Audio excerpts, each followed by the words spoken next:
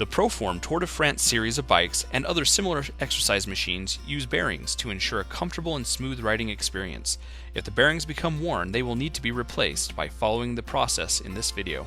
Before you begin, be sure the bike is unplugged. Use a thin wrench to unscrew the pedal axle from the crank arm.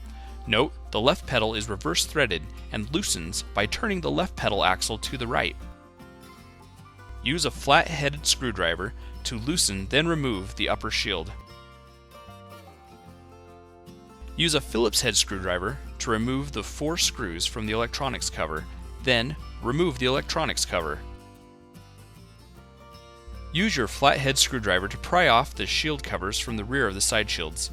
Then use a Phillips head screwdriver and remove the side shield screw under the cover. Also remove the shield cover and screw from the opposite side of the machine. The right side shield must be removed first. To remove the right side shield, remove the lower rear side shield screw from the left side of the bike. Then, remove the 2 upper side shield screws from the right side of the bike. Position the crank arm upward and carefully move the right side shield from the bike. To remove the left side shield, you will need to remove the 2 upper side shield screws, similar to the ones in the right side shield, as well as 2 lower side shield screws found beneath the crank, underneath the right side shield. Lift the left side shield from the bike. You will need to take care not to strain the power cord. Use an Allen wrench to loosen the drive belt tension idler pulley. When the belt is loose, walk the belt from the crank pulley and off the bike.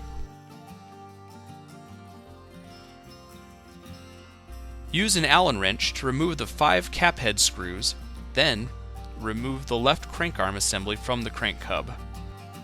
Some models may have a crank arm that is connected directly to the crank axle. In this case, use a crank arm puller tool to remove the crank arm. You can see the Using a Crank Arm Puller video for more details. Use a socket wrench to loosen and remove the left side crank bolt. This bolt is reverse threaded, so you will turn it to the right to loosen it. Use a crank puller tool to remove the crank hub from the crank axle.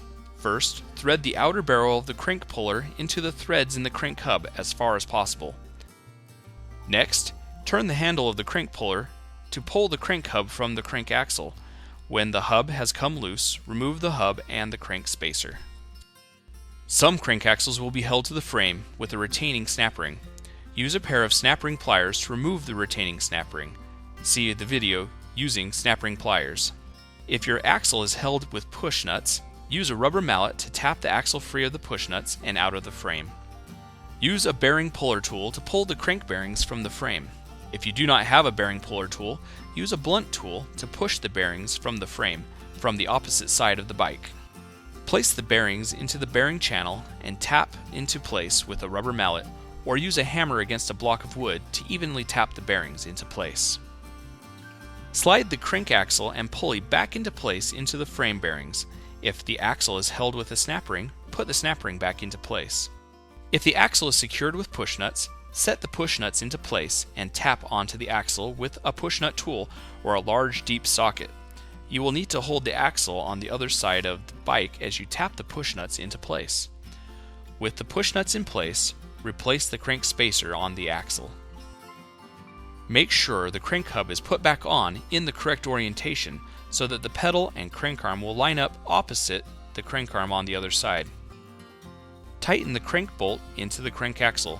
The bolt is reverse threaded, so turn the bolt to the left to tighten it. Replace the crank arm by securing it to the crank hub with the cap head screws. Be sure the crank arm and pedal line up opposite the crank arm on the other side of the bike. Route the belt around the flywheel pulley, the idler pulley, and walk the belt back onto the crank pulley and tighten the belt tension idler pulley. Replace the left side shield first, and then the right shield. Make sure to replace all the shield screws and replace the rear shield covers on each side of the bike.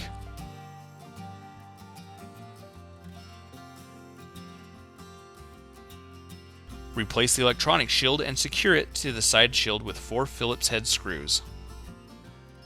Replace the upper shield cover by pressing it down into place. Use a thin wrench to tighten the pedal axles into the crank arms. The left pedal axle is tightened by turning the axle to the left, and the right pedal is tightened by turning the axle to the right.